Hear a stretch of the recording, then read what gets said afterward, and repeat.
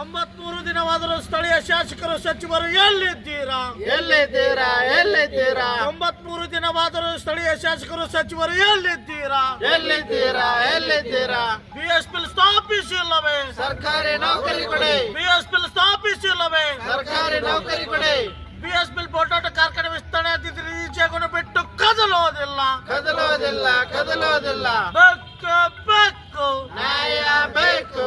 ರೈತರ ಗೋಳು ಕೇಳುವರ್ಯಾರು? ಬೇಕು ನ್ಯಾಯ ಬೇಕು. ರೈತರ ಹೋರಾಟಕ್ಕೆ ಜಯವಾಗಲಿ. ರೈತರ ಹೋರಾಟಕ್ಕೆ ಜಯವಾಗಲಿ.